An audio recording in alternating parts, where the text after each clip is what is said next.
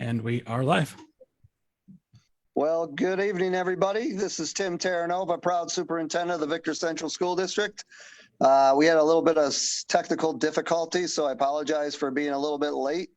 I am actually on my cell phone, not the computer, so just bear with us in terms of sound quality, but we definitely are able to hook up with you, so we're proud to be here. Today's August 17th. I want to introduce a special guest of mine, Mr. Chris DeBolt, who is the Ontario County Administrator. Chris, hello. Welcome to the Victor Central School District Facebook Live Town Hall. Thank you, Dr. Terranova. I appreciate the opportunity to be here with you tonight. Good to see you. So you want to just tell the people just a couple minutes or a minute or two, just your background and your position and why it's so important to have you here with us today? Sure, thanks. So I grew up down in Livingston County in Livonia and spent the last 16 years out in the Lake George, Saratoga region.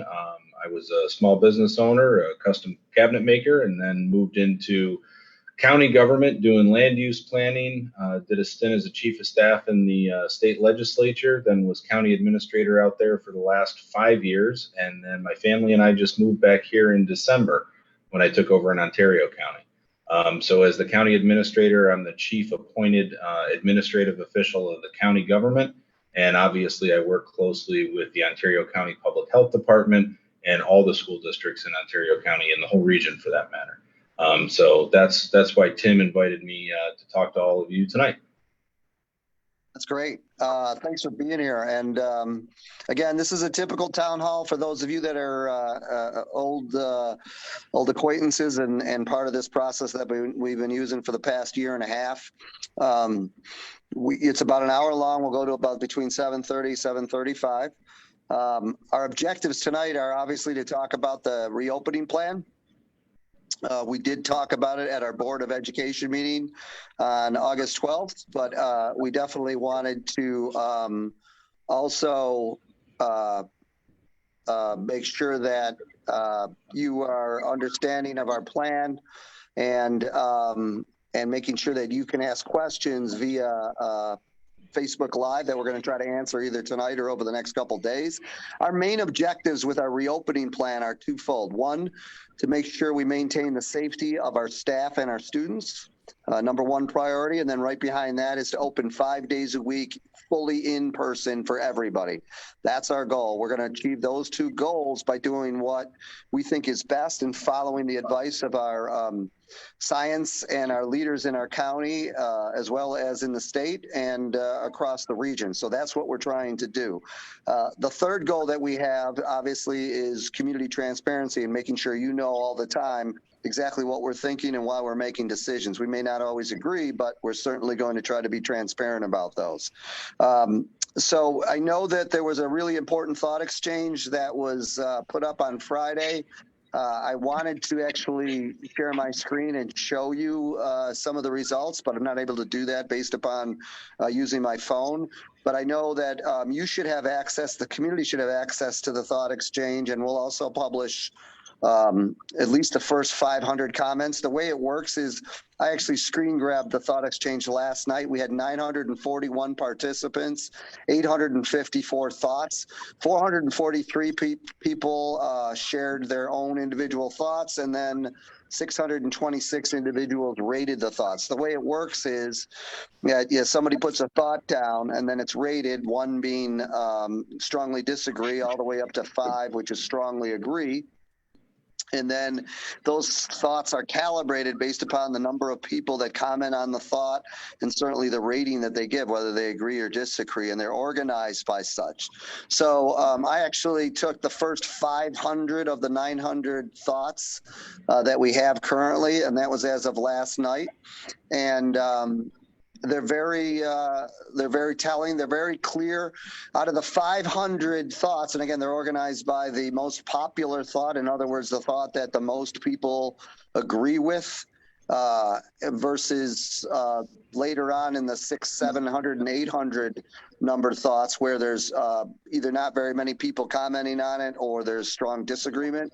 The first 500 thoughts 7 of those 500 were negative towards masking, and the other 493 were either for our current plan or didn't mention masking and had other comments. But I would say that shows, at least from the over 900 people that contributed to this thought exchange from our community, a strong positive reaction to our reopening plan. That does not mean that there's not disagreement out there around individual issues such as masking. There's even some disagreement around the social distancing aspect and whether, the fact that we're not offering a virtual learning option. I'm going to talk about all that with Chris in a couple minutes. I know there's a group of people out there in strongly support of not having masking. That is a minority number in the community, but it is an important group, and individuals have their strong feelings about that. We're going to try to address some of that as well as we move through tonight. But the first 500 thoughts, again, are telling in the fact that a majority of people in the community are definitely supporting, and we appreciate that, supporting the plan moving forward. It is a challenging plan, we know, but again, it meets the 2 goals we believe as best we can, which is to reopen safely, most importantly for our students and our staff, and also to reopen fully 5 days a week, every day of the week. And that is a progress from last year. If you remember, a year ago, we were in a hybrid model, and people had a choice between a hybrid model and virtual learning. Around the end of April, we were able to open up fully at the elementary level, but we had to stay in the hybrid model. Even though we could open up in the elementary level, we had to stay in the hybrid model at the secondary level. As of now, which is some great local guidance, we are able to reopen fully at all levels for every student 5 days a week, regardless right now of whether we're in a substantial or a high zone. And we're able to do that by putting some mitigating factors in place around our safety. So we're going to talk about that. I'm going to kind of go over topics with Chris. And at the same time, I would love it if you contributed questions around the town hall. I have a thing on my computer that I'm able to keep track of the questions through Mr. Isaac. So ask the questions. We'll answer as many as we can tonight. And again, if we don't answer them tonight, we'll get to them by the end of the week. Just a brief update from the county, and actually Chris has more has the most updated numbers, but I checked the county site, Chris, about a half an hour ago. And actually, no, I checked the CDC site. So you may have updated information, but it looks to me that we are now in a substantial zone in Ontario County with 98.38 cases per 100,000 over the last 7 days. And the positivity rate has crept up above 5% as well. So we're about as close as you can get to being in a high threshold zone for COVID. Does that match the numbers that you have? Yeah, they do, Tim. The CDC numbers tend to lag a few numbers behind or a few days behind ours. And I think today we had a low day. We were in the mid-teens, so that may bring it down a tick when the CDC catches up with us. But in general, that's what we're seeing. And if you look at where we've been in cases per 100,000 over 7 days over the last few weeks, it's gone from the 20s to the 50s to the 60s to the 80s to where we are now. So that trajectory seems to be continuing. And what's your best take on why they're increasing? To the best of our knowledge, and they're not doing sequencing and sharing that with us often, but from what we know, it's the spread of the Delta variant, which is significantly more contagious than the other variants that we've experienced before. So we talked a little bit, we've talked a lot, you and I and the fellow Ontario County superintendents, as well as our Mary from the Department of Health, just around vaccinations. What's the take from the health department and from Ontario County around vaccinations? And then I'll kind of piggyback off of your comments around the school's philosophy. So with regard to where we are with vaccinations, Ontario County continues to lead the region in the percentage of our overall population who is vaccinated. So I think it's in the mid to upper 70s as far as eligible adults who are vaccinated. And when you factor in those under 12 who are unable to be vaccinated, we're in the high 60s as far as a percentage of our total population who are vaccinated, which is great. And again, that's leading in the region. With some rough math, though, we need to keep in mind that with a population of approximately 110,000 people in the county, we still have between 40 and 50,000 residents of the county who are unvaccinated. And certainly we are seeing significant spread within the unvaccinated community. And people who are vaccinated can get the virus, but my understanding is it's a less percentage than certainly those who are unvaccinated. And the severity of the case of COVID is typically significantly less. Is that a true statement or not? Very, very true statement. So what has been interesting and concerning lately is we are seeing more of what they call the breakthrough infections, which would be someone who is fully vaccinated then testing positive for COVID. We've had stretches over the last month or two where as many as 30% of the new cases are fully vaccinated.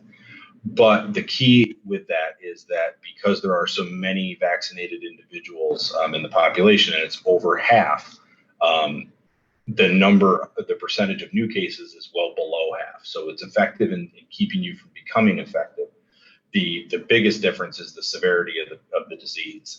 And if you look at a national level, the percentage of fully vaccinated individuals who end up hospitalized from COVID is infinitesimally small. I believe it's less than 1%. And those who end up dying from COVID, it's 0.005%, I think, off the top of my head. So even though some individuals who are fully vaccinated are becoming and testing positive, they're still far better off being vaccinated than unvaccinated. And, our stance as a school district, Chris, is to follow the guidance from the CDC, the American Association of Pediatrics. I don't know if I'm saying that exactly right, but and certainly the Ontario Health Department, Ontario government around the recommendation for vaccinations. We're not mandating vaccines as a school district, but we are, we're definitely following the guidance that's out there to support it.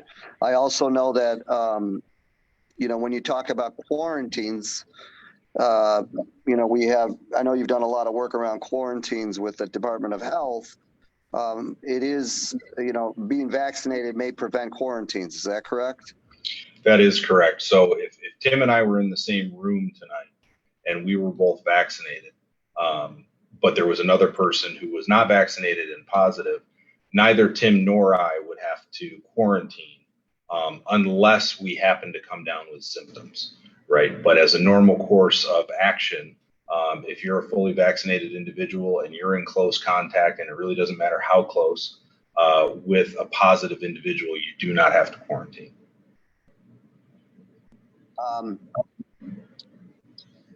So based upon that, as I said, we're definitely trying to, follow those guidelines and support the vaccination process. But again, we're not mandating it for staff or students, but following those guidelines, which leads to the next couple concepts, which is social distancing and mask wearing expectations. Now, one of the greatest advantages we received from the county is local control over this, and also the ability to not have 6 feet social distancing. And I know that you and I have talked, and one of the biggest reasons we're able to have everybody back is because we can socially distance less than 6 feet now, typically 3 feet or less. So do you want to talk a little bit about that at all? Or, and I know that, there's some, there's the health guidelines around that are a bit complex, but maybe talk a little bit about the reasoning from 6 feet to 3 feet. Sure, absolutely, Tim. So the 6 feet to 3 feet is, as a layman, I think the way I look at it is it's a cost benefit analysis being done by the public health professionals. And I think 6 feet or even 10 or 12 feet would be preferable, right? It would be safer the farther away. However, the transmission within schools has been very, very limited. And I think because of good hygiene practices, good mask wearing adherence, and I think when we went through the exercise or the experiment last year at 6 foot distancing, almost no schools could be in person 100% because they just didn't have the physical capacity to accommodate that amount of spacing. And I think as many parents expressed in the thought exchange that the superintendent shared with me, there was significant downside to not having our kids in school in person 5 days a week. And so the transition to 3-foot is that the benefit to getting the kids back to school in person, which can be accommodated almost across the board at 3 feet, is preferable and is worth what small incremental risk there may be from decreasing that distancing from 6 to 3. And what is that relationship, Chris, in terms of importance with mask wearing, and why every district that I'm aware of at this point is going to, at least in our area, going to universal masking at the beginning of the school year? Yeah, the masking is hugely important to be able to let the kids safely, both for the faculty and staff and the students, be in those areas where they can't distance for 6 feet or more. And, Tim and the other superintendents meet every Monday morning with the Ontario County team. And then Monday late morning, I meet with all of the counties in the Greater Finger Lakes region. And I would echo what Superintendent Terranova is saying, in that every school I'm aware of is going for mandatory masking at all times, kind of because we can't have the kids that close together for the whole school day safely without masking. And, I have, as I told people, there's certainly, I think there's over 800 comments on the thought exchange. I did say that, out of the top 500 comments, there's strong support for our processes that we're following and the guidance that we're following is specific to masking. There's frustration over masking, but there's support behind it. There's certainly comments later on in the thought exchange around concerns around masking. And one of the patterns I'm seeing in some of those comments is there's no real research that says masks do anything to prevent the virus. Is that's some comments that people are making, that masks don't prevent transmission of the virus? What are your thoughts based upon your work with the Ontario County Health Department and even research or peer-reviewed articles on that? Yeah, so the public health director, Mary Beer, shared with us just yesterday, I believe. It was a link from the CDC that had 86 peer-reviewed scientific papers that showed masking does slow or prohibit the spread of viruses, and specifically SARS-CoV-2 or COVID-19. And then just anecdotally, surgeons have worn face masks in operating theaters for the better part of 70 years or more. And there's a reason. Masks, where they were in the 1950s to where they've come now, are effective at slowing and stopping the spread of pathogens.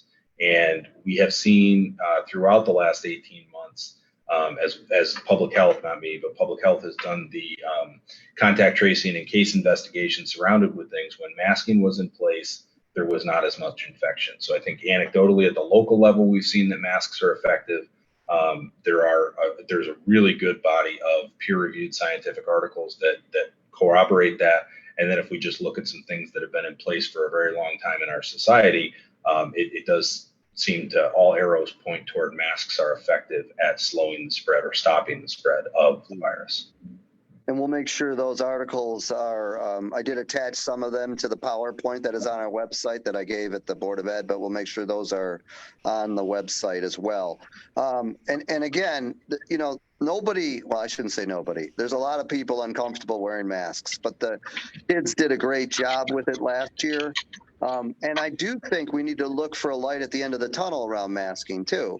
I would, as superintendent, be a strong proponent that if we can get back down into especially the low range of COVID transmission in Ontario County, back where we were earlier in the summer, and we could show that we had sustainability with that I would certainly want to work with our health department on potentially making masking not mandatory inside. As you know, right now, outdoors masking is not mandatory. So there's no need for masking outside, but indoors we are going to have universal masking at the start of the year. But I am hoping that we can see a light at the end of the tunnel, get those COVID rates back down in the area, and then potentially work with our county leadership and our health department on reducing masking requirements as we move through the school year, as long as those COVID rates stay low. So I just wanted to say that publicly to everybody, and I know you and I and the other superintendents have talked about that. Absolutely, and just so you, Tim, and your whole community are aware, I put out a press release today and issued a memo to all county employees that starting tomorrow, all county employees will be having to wear a mask, and any members of the public visiting any county facility will have to be masked too, regardless of vaccination status. It is not a move I wanted to make. I'll be honest with you and your community. It's not a memo that I relished sending out. But one of the things I put in there was that we have to keep in mind as a community now, this is local control. Albany is not dictating what we do. And as a community, I think it's imperative that we get these kids back in school 5 days a week in person. And so if we can help that by slowing the community transmission and wearing masks as we go about our jobs or we visit public places, I think that's a small price to pay. So, and just like you, I said to the employees today that if and when, and it will be when, it'll be, at some point in the future, rates will go back down, things will subside, we will remove the current protocols. But for now, I think this is the prudent measure. Yeah, and I'm looking at some of the questions that are being asked, Chris. One of them is, masks were optional in our summer programming. And there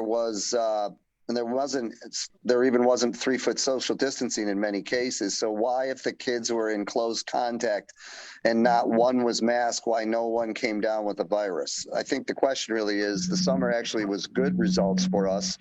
We didn't have a mandatory mask requirement based upon the summer guidance. We did not, from my understanding, have any cases that were transmitted between students in the summer programming. The difference right now is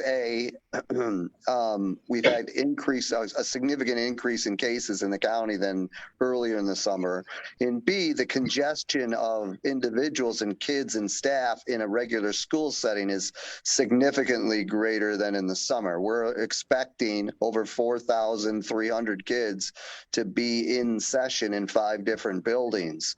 And we are expecting to have all of the same experiences that we've had before, which would include extracurricular experiences, athletics, musicals, music performances, performing arts. And we are not in any way parent orientations in person. And we want to have those events and have as much normalcy as possible. The challenge is bringing that density of people back with such a high threshold of COVID cases is why, as superintendent and Board of Education, we are firmly behind the difficult decision of having that mask mandate. And I would agree with you, Tim. I think a key point there is really the amount of background transmission within the community. And in the summer, it was very, very low. And I think that the Victor community was fortunate that there were no cases. That's not the case everywhere. There were a few cases that occurred from transmission, not necessarily right here. The other thing is, early summer, at least when those operating guidelines came out, the Delta variant was not here. It is now. And if you look to places in the southern third of the United States that seem to be a month or two ahead of us on this wave, the amount of transmission from schools and among children has increased drastically. And that was not something we saw with the prior waves of COVID. Really, it seemed to be avoiding school-age children each of the previous times. That doesn't seem to be the case now. So I think your decision is well justified. Yeah, and we're going to treat mask wearing as a expectation for everybody at the beginning of the year. So, the expectation is that kids wear masks, staff wear masks. If for some reason a child isn't wearing a mask, we'll work with that child to to make sure they know what their expectations are. We'll certainly work with the parent around those expectations. But the reality is we can't stay open right now if we don't have universal masking. So if individuals aren't going to follow through with that, then they would not be able to come to school and attend in person. We do not have a virtual option this year unless there is an emergency situation, and that process would mean that there's some type of medical excuse that is so significant that a medical doctor would excuse that particular child from school to be virtual, and then that doctor we would communicate with that doctor through our own school physician, and then our school physician would ultimately decide whether it's an appropriate excuse or not to move into a type of virtual learning experience. So that will be very rare. It'll be the same concept as mask, as being excused from wearing a mask medically. That also goes through not only our doctor, but the pediatrician. But there is a process if people feel like there's a significant medical situation, either social, emotionally, or physically, that they're not able to attend school, but it's going to be more similar to medical excuses in the past. And we will have options for those small numbers of students around virtual learning, but it won't look the same as last year. And we're working out the details of that. Another area that we're really focusing on is quarantines. Unfortunately, we need to be prepared for students or staff members, especially students who are quarantined, especially students who are under 12. And we're hopeful that that will be minimized, but every building is working on plans right now to short-term support those students when they're out of school because of a quarantine. Our major emphasis and objective would be that those students do not fall behind during the 5 or 10 days that they happen to be, whatever that number is, that they happen to be out of school because of the quarantine. And that's going to be done at a building level, and there'll be more information from the buildings around how we address kids in quarantine. So just to be clear, we're not offering a virtual learning experience, a choice for parents this year. We believe strongly that we want every kid back in person, that the damaging effects of having kids out multiple days a week is much greater than, than getting kids back and doing everything we can around masking and other safety procedures to keep people safe. So we're not offering that option, but there are certain unique situations through emergency documentation that's approved by our physician as well as the child's physician that may result in a virtual option for students. But we are doing a lot of due diligence both on that type of virtual learning experience, but also or especially quarantines to keep kids caught up short term. Anything else, Chris, you wanted to say about quarantining? I know that your health department put out a pretty specific document. We talked about people who are unvaccinated or who are vaccinated most likely will not have to be quarantined. Anything else you want to add from that?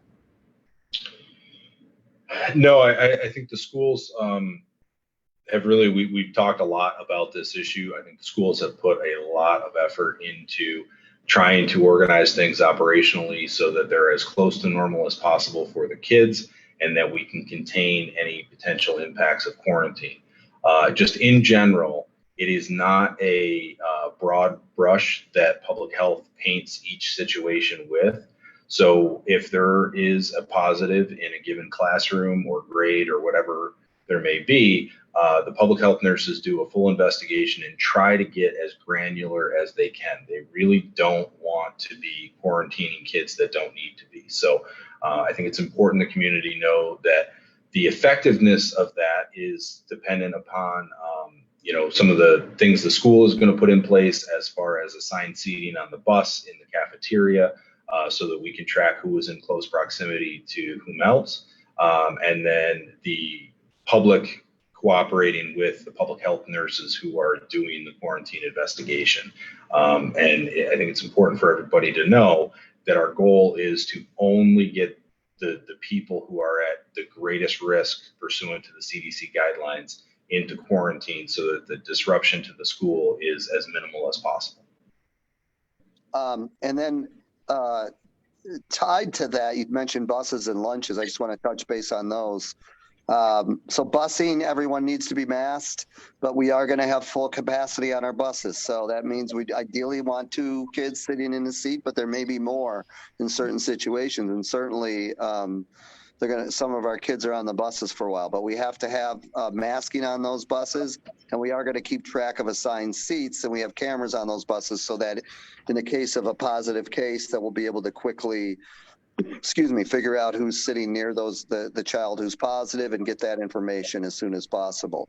Our expectations from a county around cafeteria is to maximize physical distance to the extent practicable when moving through the food service line and while eating, especially indoors. We'd love to have in the nice weather abilities for kids to eat outdoors, which would be better. But we have to be realistic that most of the time we're going to be eating indoors.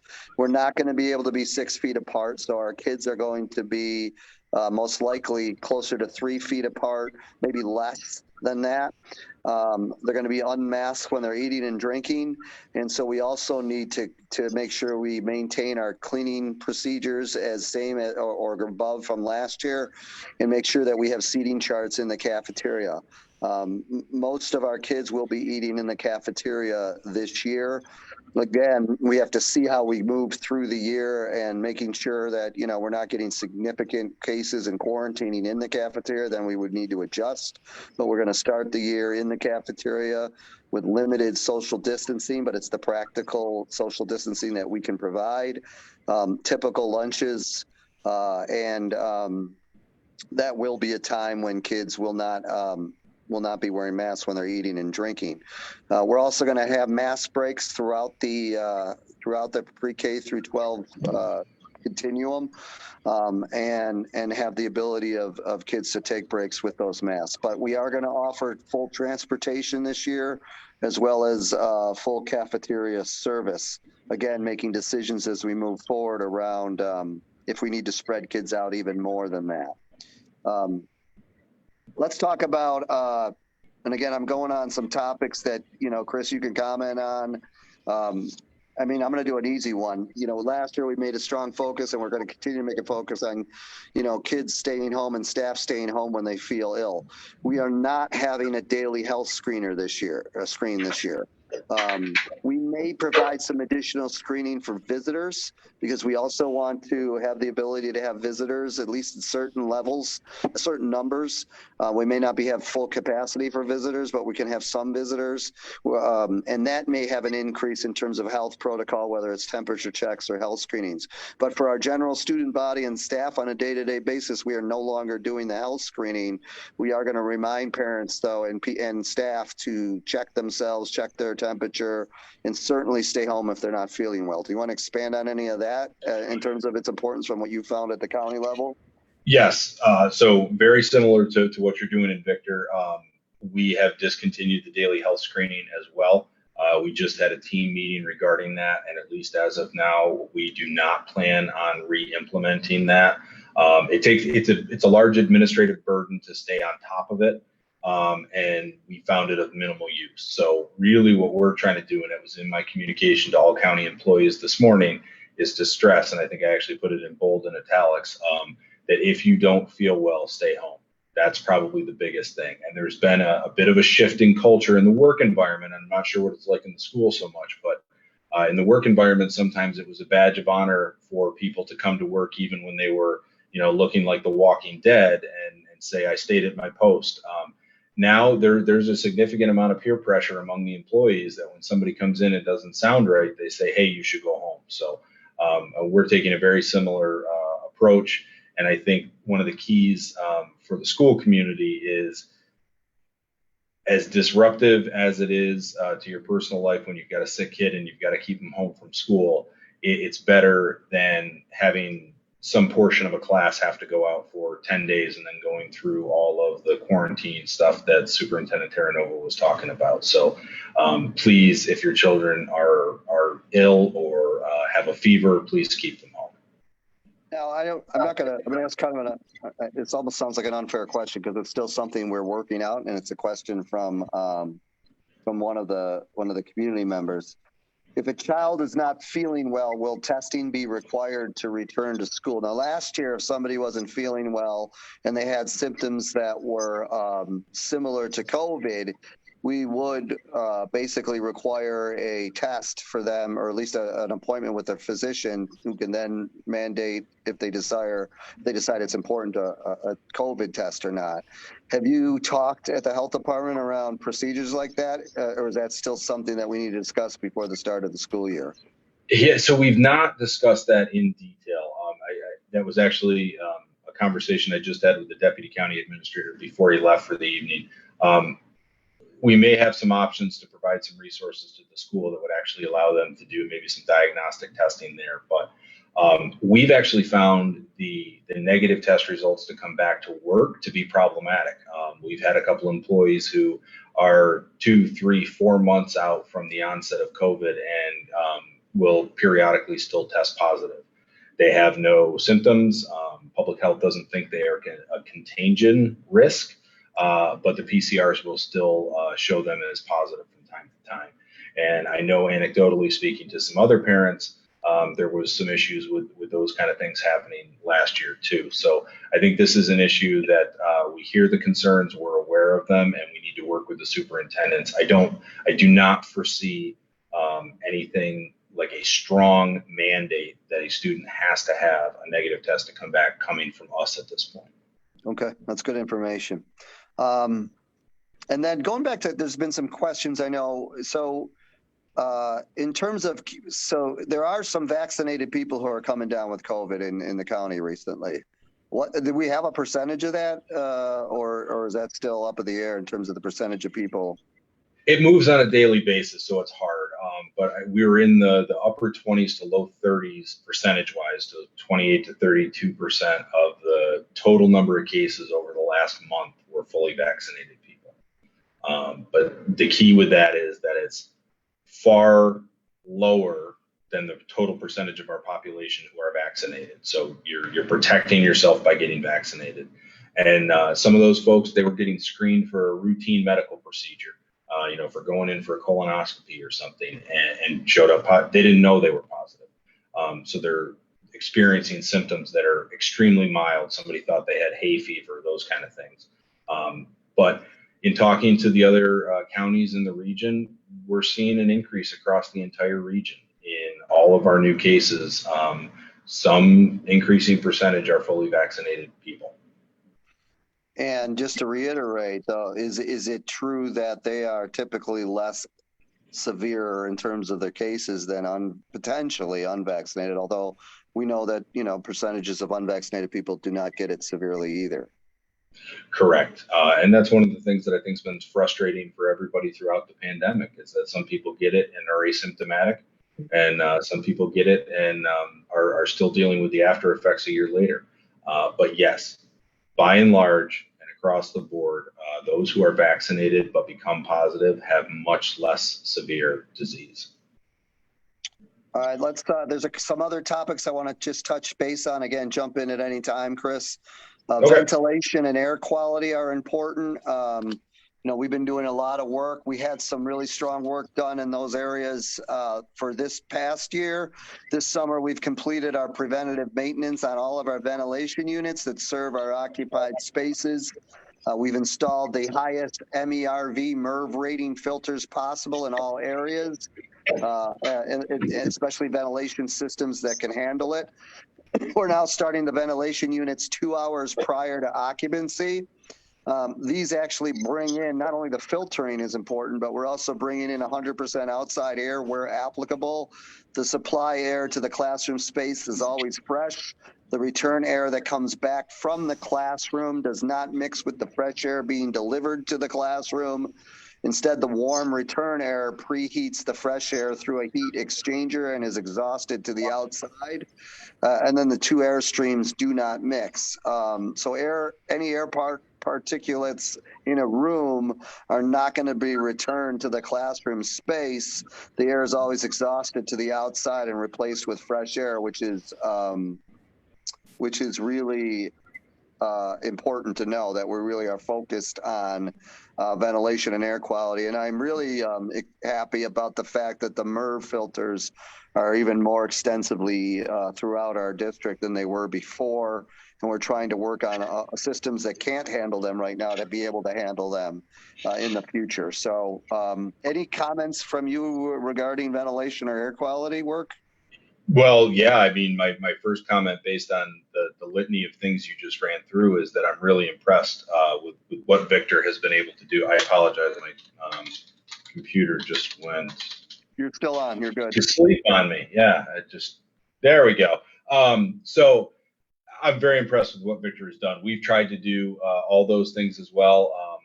We are largely bringing 100% fresh air in from the outside. There does seem to be a building body of scientific evidence that ventilation is key when it comes to the transmission of COVID. So the MERV filters are great. I'm glad you've got those in all the facilities where the HVAC systems could handle it. The pumping in the outside air and not mixing that with the exhaust air is great. I think those are all best practices.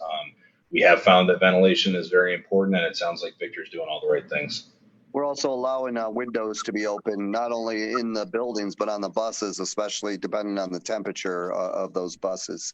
I keep going back to the vaccination because we're getting some questions on it. So again, I may ask you a question that we just need to get more information on, but so if a vaccinated child or a teacher could still attend school, if they're let's just say a vaccinated person is not quarantined, even though they were in contact or near a positive case. Is the danger of that just leaving an asymptomatic spreader around? Because we know that vaccinated people can still have the virus. Do we know why it's okay for vaccinated people not necessarily to be quarantined? Yep, those are really good questions. So as with most things, the devil is in the details. So the full CDC recommendation is that a fully vaccinated individual who is exposed to a known COVID-19 positive does not have to quarantine. What they do have to do is be masked at all times for 14 days when around others and unable to socially distance. And they're supposed to get tested 3 to 5 days after the known exposure. So the idea being that, yep, you're absolutely right. There's that potential of that person being an asymptomatic spreader. The science is not definitive yet on the ability of an asymptomatic vaccinated infected person in being contagious, but we're going to assume that they can be. So that person, while they don't have to quarantine, they need to be very vigilant about masking, and they should get a test a certain number of days out from that exposure just to make sure that nothing is going to develop from that. And then if they were to test positive, even if they're asymptomatic, but they were to test positive, let's say 5 days after their exposure, they would be quarantined. Right. And obviously, if they feel symptoms, they shouldn't be attending school. Correct. So a symptomatic person who's exposed would be tested and then quarantined. Okay. Thank you for that. Couple other areas, phys ed and music. We are reducing the social distancing requirements to 3 feet as discussed and recommended through our county work. That is less than last year.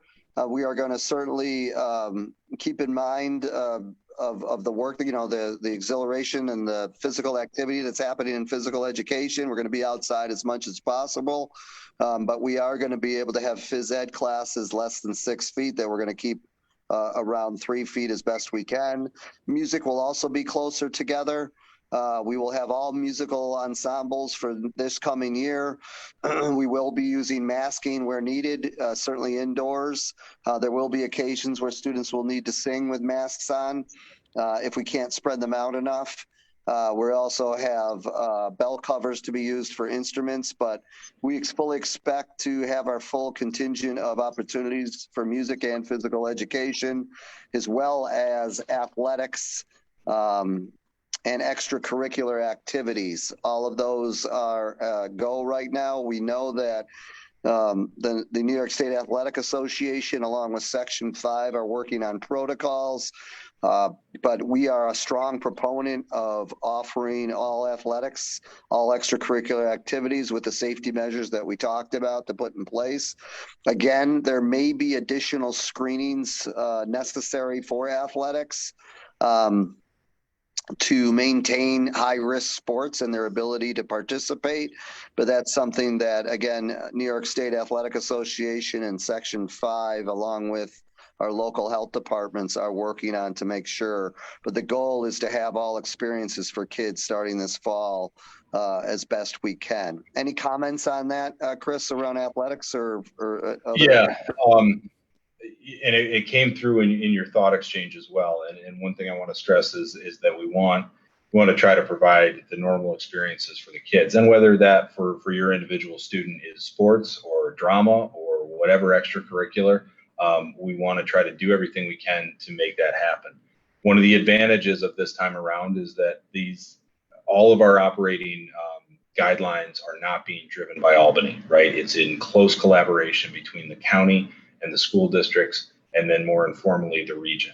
And so we support everything that Victor is doing. They've consulted with us. We think it makes sense. We think it's reasonable, and we think that the risk reward for allowing the kids to do the normal activities that are so valuable are worth it. I think an important asterisk that needs to be put next to everything is that this wave seems to be different.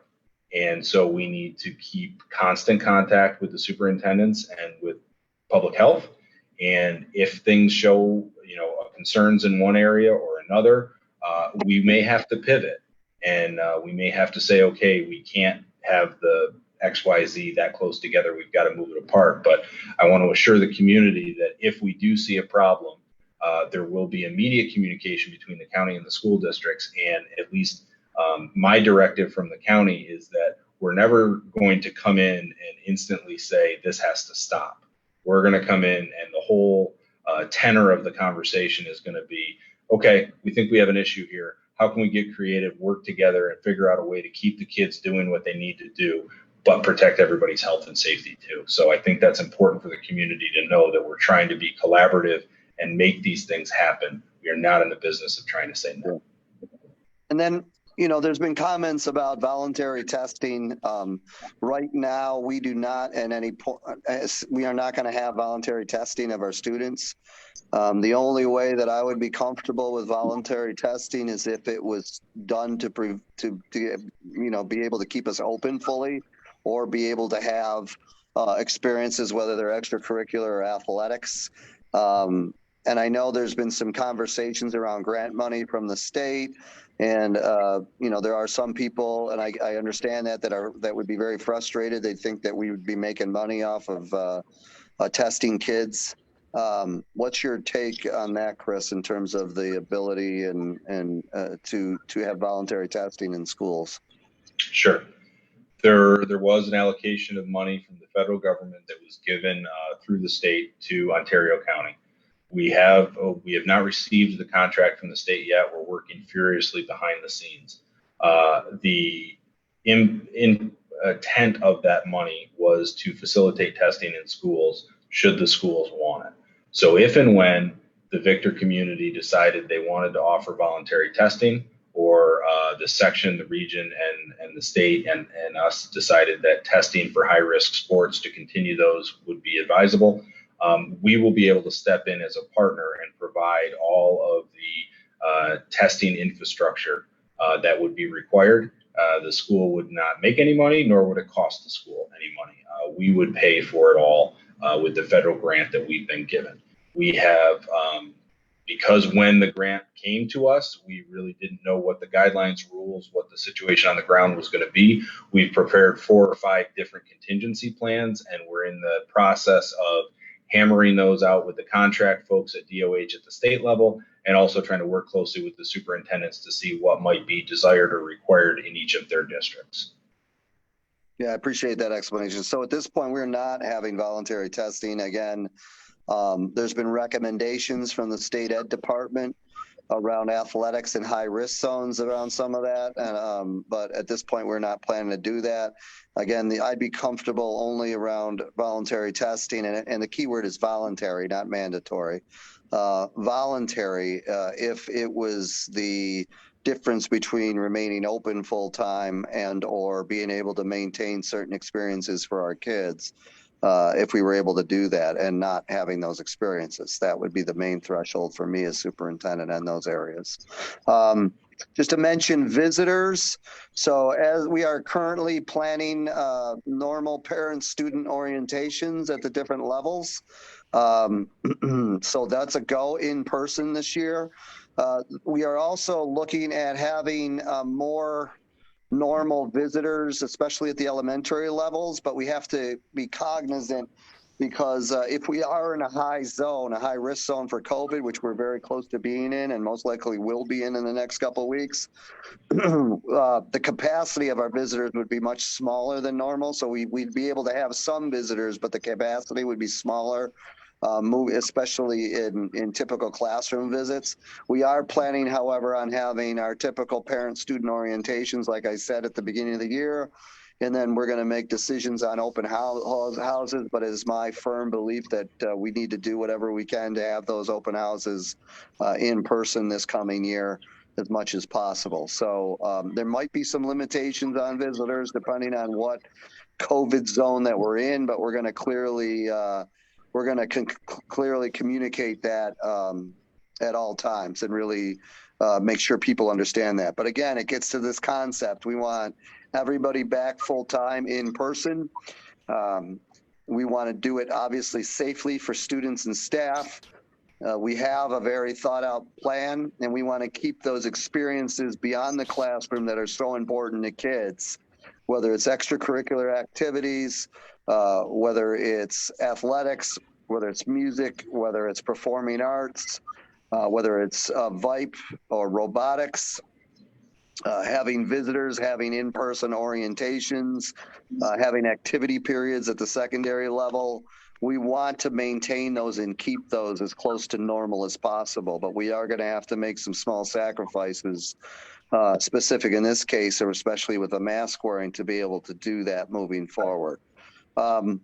Any other general comments, Chris, as we move close to the end, and then I'll see if there's a couple questions to make sure we can answer them. Any other comments that you wanted to add? Yeah, I think I'd just like to share with the community that, I give a lot of credit to Tim and the rest of the superintendents. It's been an angst-ridden summer with no guidance going into it and not knowing what the playing field was going to be like. And in very short time, they've worked furiously behind the scenes, coordinated amongst themselves and with us here at the county. And I think each school district, and Victor in particular, has put together a really thought out reopening plan that balances what we've talked about all evening, the safety of the staff and the students, as well as trying to identify and recognize the importance of getting the kids back to as normal as we possibly can. So, kudos to the school district, kudos to the community for your patience as the school districts have worked through this. And please know that we here at the county are a partner with the schools. We're here to help and assist in any way we can. And it doesn't end when the kids come back the second week in September. We will continue to be in constant contact with the school superintendents throughout the entire year, and we're here to help however we can. Appreciate that, Chris, and I appreciate the partnership with the county and the tremendous work you're doing to support us. It is a definite partnership. Couple quick questions. If it's, I think I know the answer to this, but if a child is too young to receive the vaccination, however, the child is masked in school, would they be required to quarantine if a classmate tested positive? That's really on a case-by-case basis, and a lot depends on how close they were to that student and how long a time period they were close to that student. And then the health department ultimately makes that decision. Did I get that right? Absolutely right. Nailed it right on the head, Tim. And then this is separate from this. A good reminder, though, for people. I believe I saw in my child's information packet that all meals were free this year. Is that correct? Yes, that is correct. The first meal is free for everybody. The second meal would need to be paid for. if the child eats 2 lunches a day. So, but the first meal is free for everybody this year. And that's something that is a very positive development for our families and for our kids.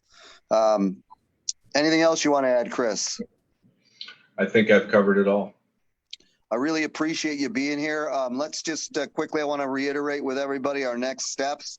So this town hall is recorded and will be on our Facebook page for the next few days. I'll continue to try to answer questions. I only was able to get to a few of them. But I'll try to answer as many questions as possible the next 2 days, leave any comments where necessary. And then we will we'll have the final plan out by August 26th next week. We'll continue to review the thought partner comments, but we're going to make final, again, I can tell you right now, it's going to be very close, if not extremely similar to what the plan is now. We're not going to make drastic changes. We feel good about this plan. We know that it's concerning to some around different areas, and we know it's not. It involves some sacrifices, but we do believe it's the best plan possible. But we're going to make it official next week, and then buildings will have individual reopening plans on their website, and we'll be communicating that information to parents in each building by August 30th.